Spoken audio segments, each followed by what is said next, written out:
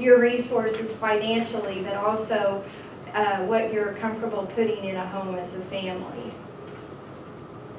We're going to talk about behaviors next. That's probably the most complicated part of being a caregiver, because there's three big things we worry about.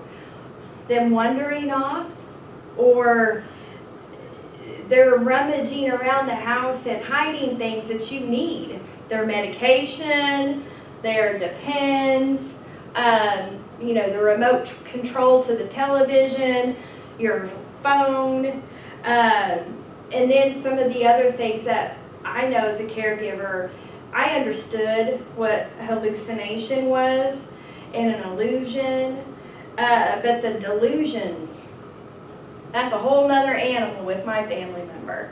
But some of the things that we did for my family member was you can get a medical alert bracelet that basically says, I have Alzheimer's disease, and you put your contact information on the back side of it. So if they do wander off while you're shopping or getting in the car and picking them up in front of the doctor's office and they're gone, that's something that will help the authorities identify that they're a person with an impairment, but they also have somebody to contact.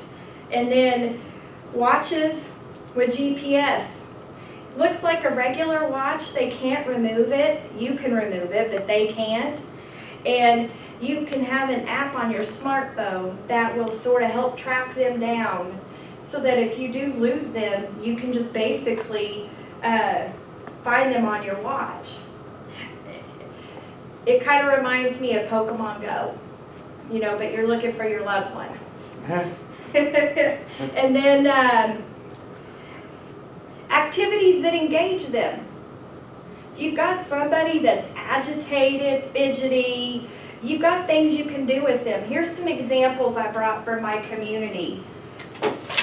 This is one of my favorite toys for, or props, I guess I should say. This is something that we give both males and females, and this is just something that things you find around the household that they can actually sit at a table and they can mess with and figure out how to unlock and lock, and they can sit and do this for hours, because to them, these are going to be familiar but not recognizable, if you know what I mean. And they will try hard to make sure these things are done. You'll see them, this will keep them busy, and it'll also occupy them. And then before you know it, they've calmed, because you've given them some outlet for their physical energy.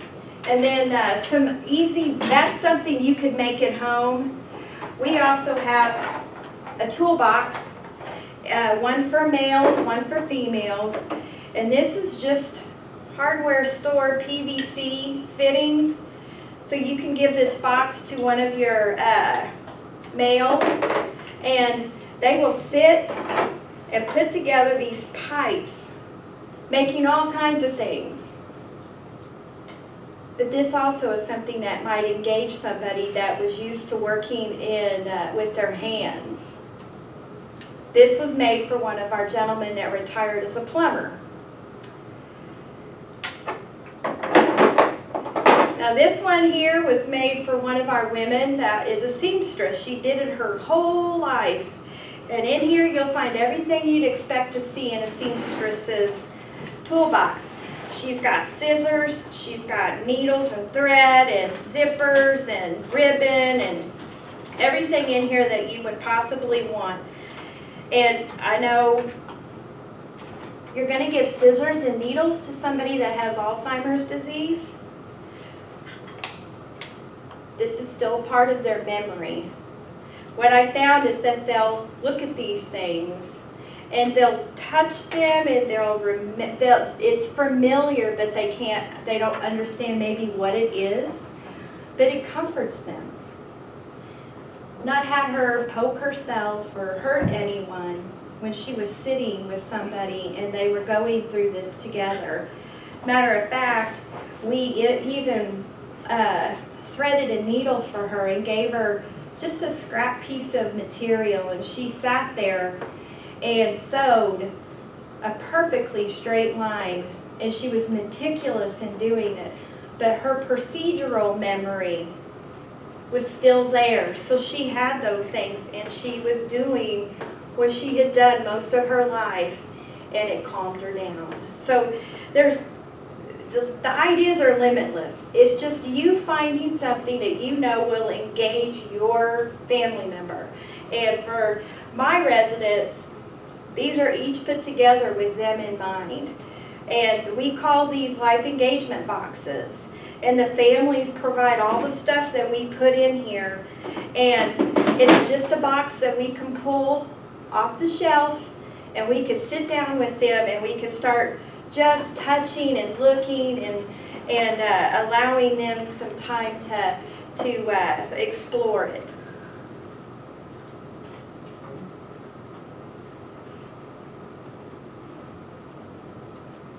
So if we all know that with Alzheimer's disease, there's going to be some changes in communication. And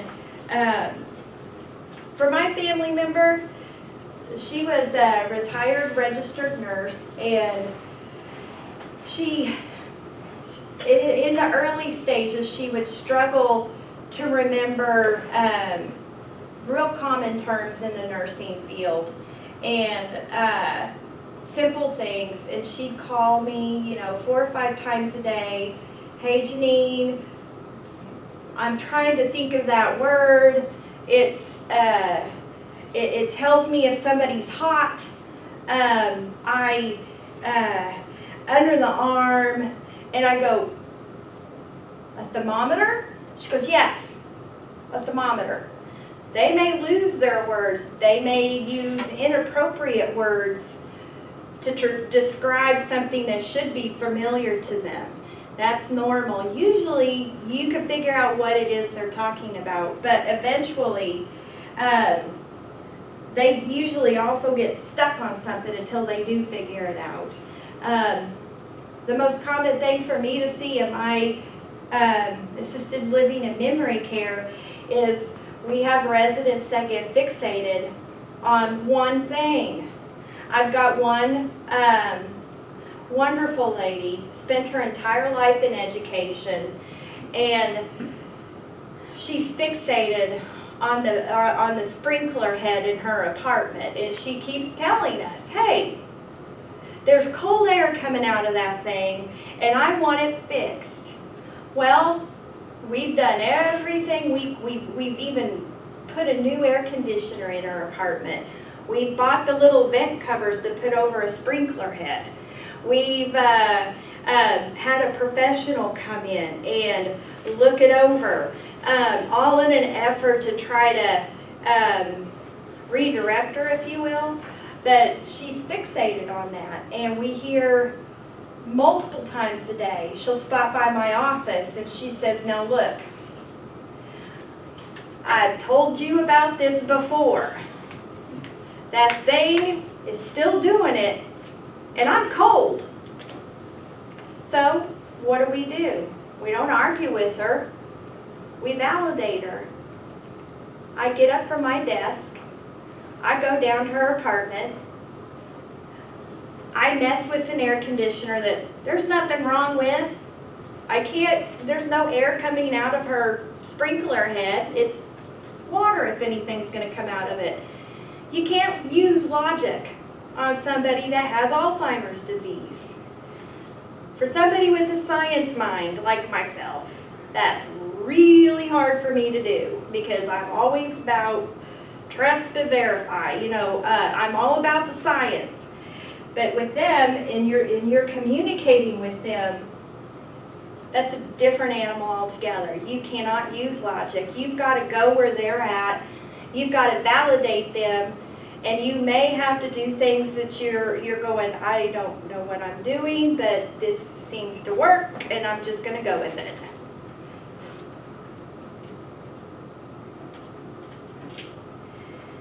One more story on some of the changes in communication.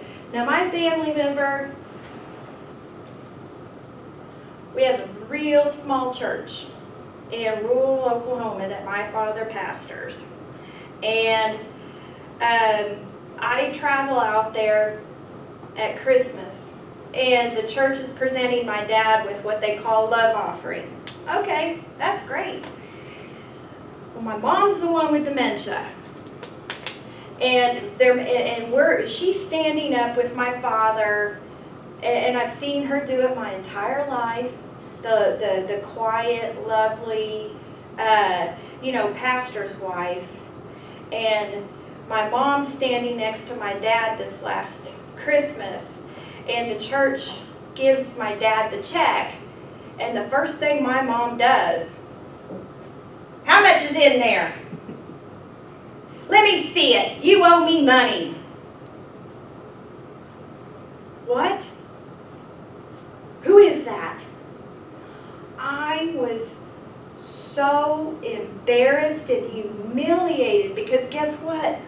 My mom just communicated inappropriately for the environment we were in, and it was a familiar environment to her. And that's when I knew it was real. That's when I realized not only was it taking communication away from me, it was taking her personality and changing it in ways that were completely unpredictable for us. And how do you deal with, in the minute, you're like, oh my God, was that my mom? What was that? You're shocked. And then you start, okay, she's got dementia. So that's what's happened. It's her dementia. Well, how do I know it's her dementia? Well, I read enough. And I learned enough by that point that I understood what it was. Now, you communicating as a caregiver to the person or with the person that's living with it. Your approach is 99.9% of the battle. I use a story with my employees that talks about the approach. You're on an airplane and you see the stewardess walking up and down the aisle. She's just checking to make sure everybody's safely buckled into their seats. And then, she's getting ready for the takeoff. And she sits down in her little jump seat, and she's got her safety belts all hooked up, and she's taking one last glimpse down the aisle. And then you hear the pilot come on, and you're taking off. Well, you're not quite up to the cruising altitude that you need to be at yet. And all of a sudden, the plane takes a big bump. And you see the stewardess grabbing her chair. Her eyes are wide open. And what do? You're going to do the same thing in your seat. Because guess what? Her body language is telling you there's something to be scared of. If she had just sat there like this, you wouldn't have been worried. You would have said, oh, okay, that was a surprise, but I'm good. But the second you saw that flight attendant, the person in charge of your safety and welfare, panic. You do the same thing. So as a caregiver, when you're approaching somebody that has dementia and you need to provide care for them, doesn't matter what kind of care, be mindful of your approach, your body language, your tone, making sure you're making eye contact with them, and you're approaching them from the front. You don't want to come up from behind them. Their peripheral vision isn't there. Their hearing is probably decreased. You're going to scare them, and then they're not going to be able to cognitively process the emotions that go with the scare, and they're probably going to get agitated. So just be mindful of that. Speak slowly, and then also use touch when it's appropriate. If you I know in healthcare, we're afraid to show emotion. We're afraid to touch our patients. I'm telling you what, I'm not, nor is my staff. We hug our residents. We kiss our residents on the cheek. We comfort them when they're sad or upset. Put our arm around them. We'll sit with them, hold their hand and stroke their hand, just like you would as a family member. Because we love them, because they are part of our family. So don't be afraid to use touch when it's appropriate, because that may be the one thing that helps you be with them. That may be the one thing they needed you to do to get their attention, because they may be everywhere or nowhere at all. But just that one thing, a touch, can be amazing. So, some of the approaches that really don't work. Getting angry. Mom, please sit down. Okay, you spoke slowly, raised your voice, looked her in the eye. But that's wrong, because you are demanding that she do something. And your tone and your body language are aggressive. I have no scientific proof on this, but I do know I've seen enough of it that I'm pretty confident it exists. People that have dementia are more intuitive than anybody else I've ever seen. They look at you and they will either welcome you into their world or they will fight you entering their world. Because if your heart's not in the right place and your body language and your tone and all of that aren't what they should be when you're approaching them to communicate with them, you're going to have a fight. So with the caregivers in my building, well, she won't let me give her a bath. Well, how did you ask? I told her it was time to take a bath. I said, okay, pretend I'm her and get me into the shower. Come on, try. All right, Jeanene, it's time to take a shower. You got all kinds of stuff to do today. Nope, not doing it. Now come on, I've got other people to do. I need you to come on. Look, leave me the hell alone. I don't want nothing to do with you. I don't know who you are. I don't know if I understand what you're saying, but I don't like you because of your approach. Now if you go in there and it's like, hey, how are you today? You know what? Will you let me give you a bath? I'd love to wash your hair and then I'll fix it.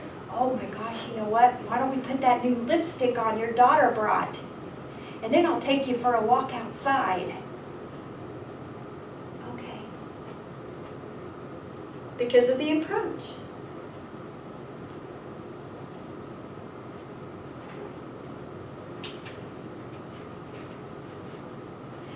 One more quick point in the late stage.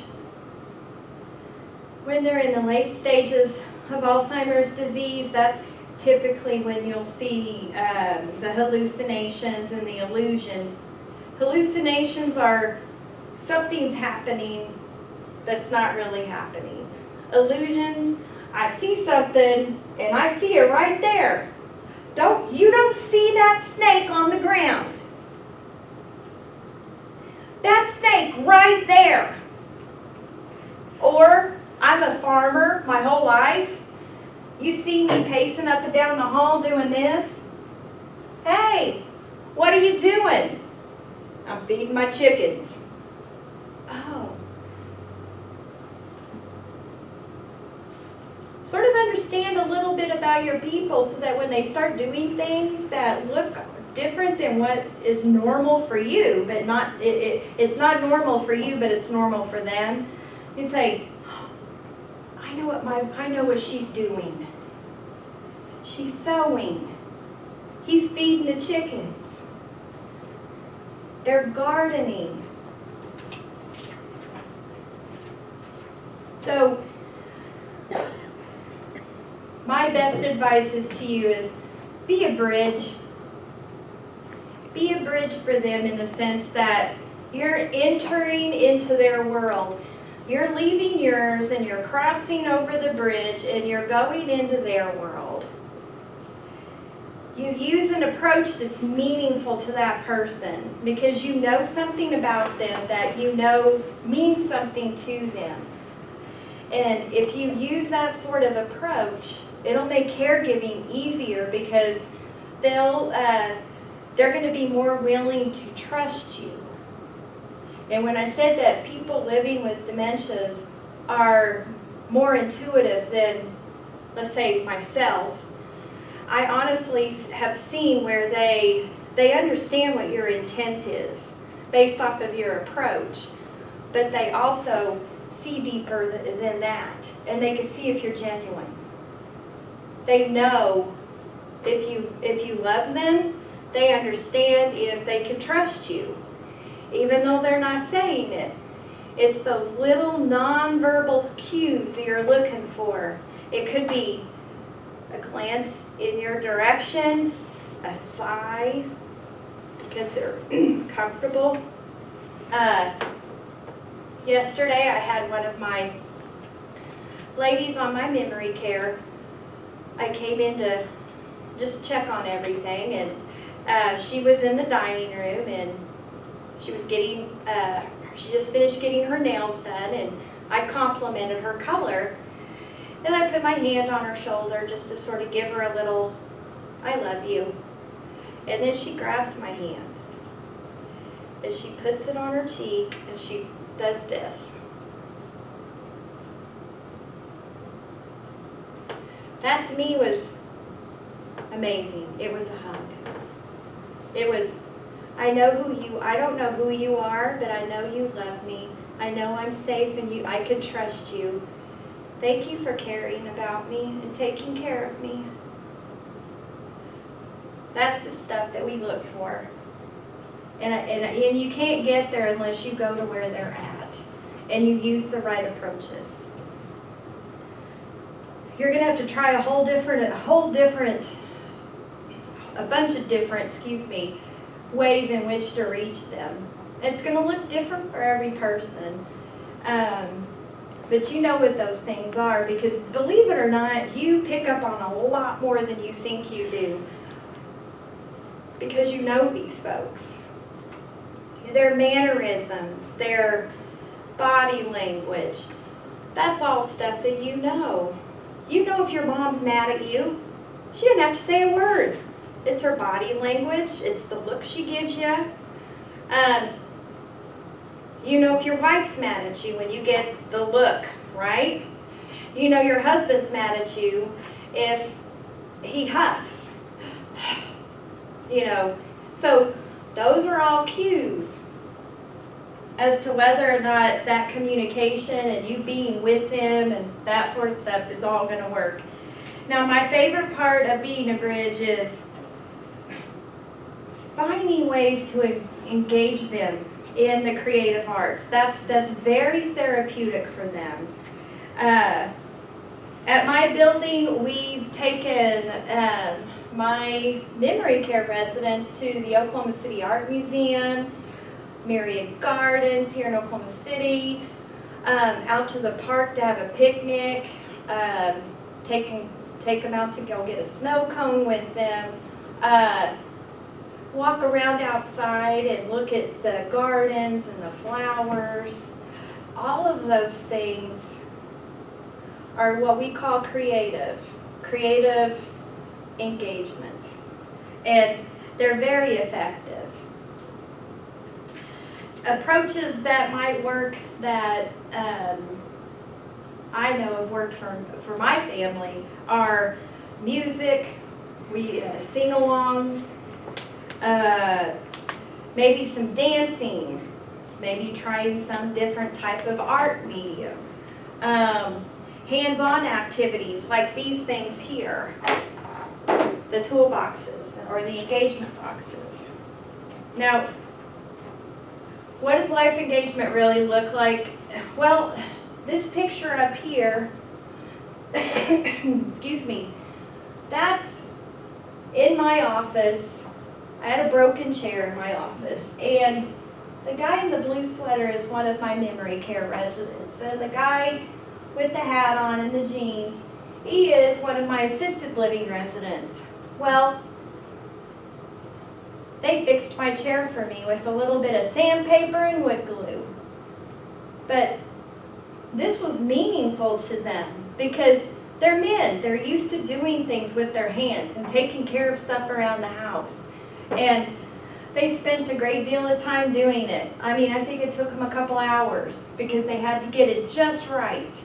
So that was one way I figured out how to creatively engage them. Down here, she is one of my memory care residents. She usually walks around with just no expression, but yet you put some music on and you dance with her and she lights up. She's engaged. You've gone into her world and figured out what makes her smile. That's all engagement is.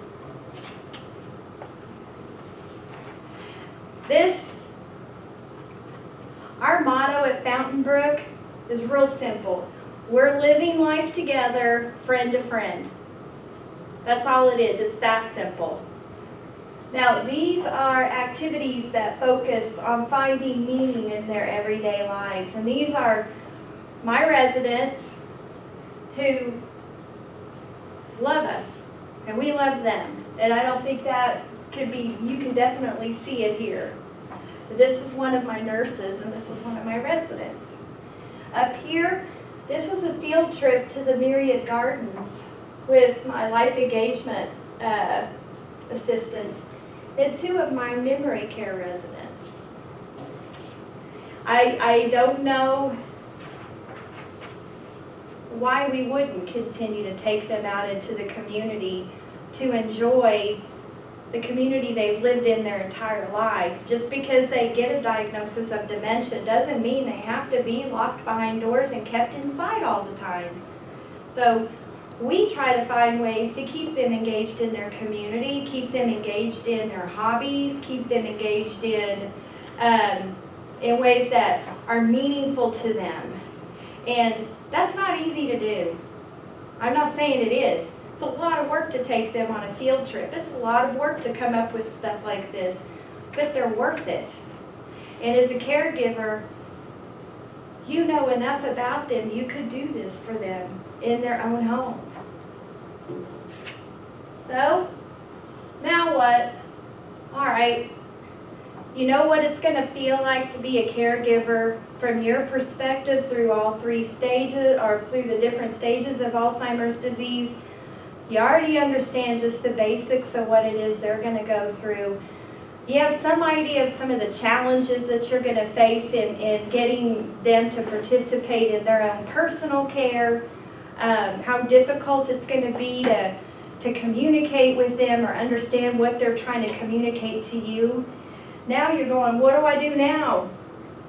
Well, understand what treatment options there are available. In all honesty, Alzheimer's disease is not curable, but there are some treatments that can lessen the effects of the cognitive impairment and their behaviors.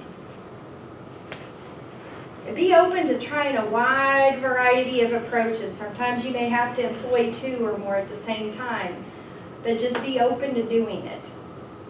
And then understand that, yeah, there's going to be some big lifestyle changes. You're going to have not just your mental and physical changes, but you're also going to probably have some big environmental changes too. You just need to be prepared and understand what those look like. There's tons of support services in our communities here in Oklahoma. So understand what you can get in-home versus online versus outside in the community. And then support groups. I cannot tell you how important it is for you to be in a support group as a caregiver. You really do need to be with people that understand what your struggles are. The one thing that I also advocate for, which you do not see a lot of, is that people living with dementia deserve to have a voice. They deserve to have a support group. They deserve to be supported, and they deserve to be with people that understand what it's like first person. And there's no reason why they can't participate in a support group in the early middle stages, even into the late middle stages, if they're capable of handling the stimuli. So I advocate strongly for people that are living with dementia to have a voice. Have a voice in their community, have a voice in the kind of care and services that they want, have a voice in their end-of-life choices, and have a voice into what they're going to do with the time they have left.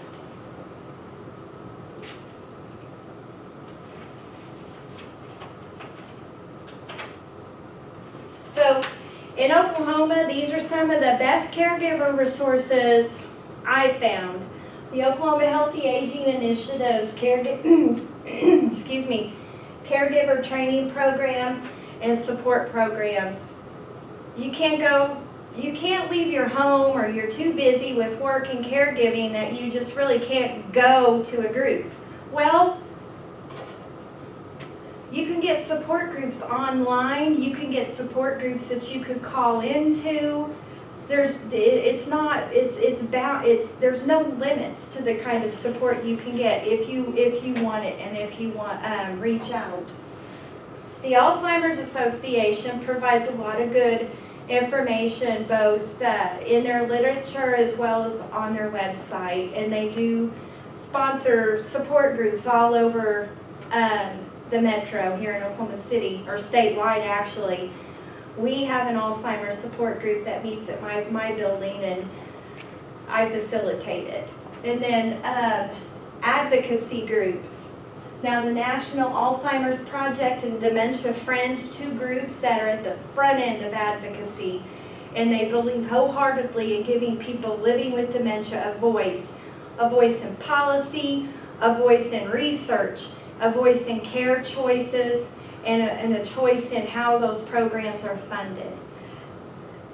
People that live with dementia don't want to be stigmatized by something they're living with, because that doesn't identify who they are.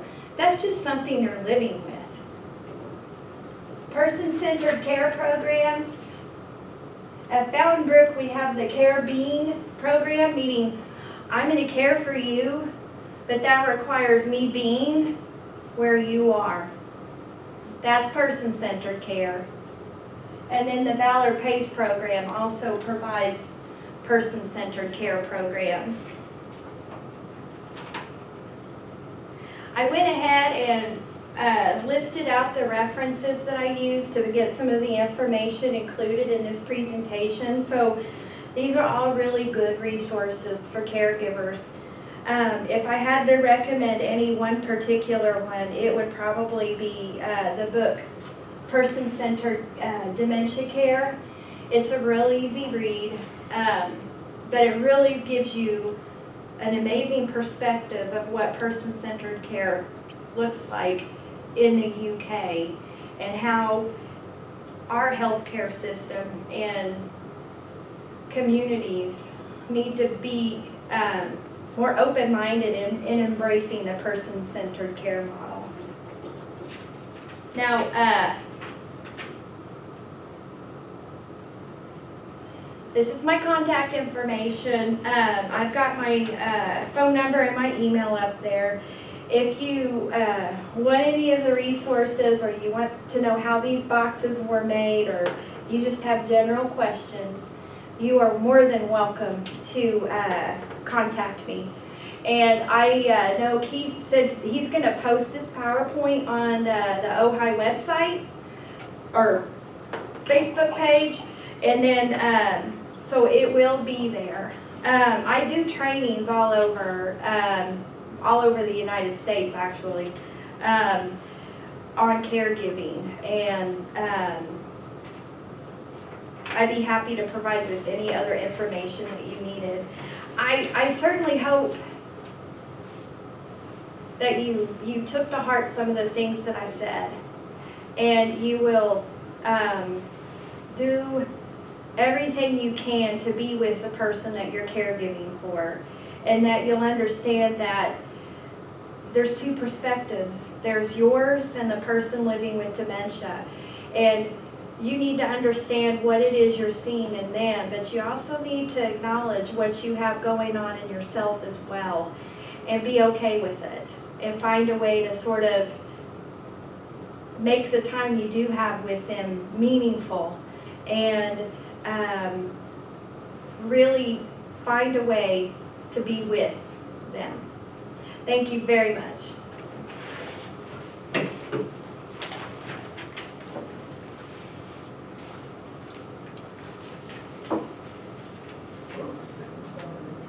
Thank you, Jeanene. Great presentation. We will upload this to YouTube in a couple of weeks. If you go to the YouTube search bar, OHAI, you should be able to find all of our videos. We will link this PowerPoint to the video, as we know it may have been difficult for you to see out there due to some lighting issues. And again, you can visit our website, www.ohai.org, for information on all of our classes and upcoming events. Thank you very much, and please join us next month when we talk about health literacy and talking with your healthcare provider.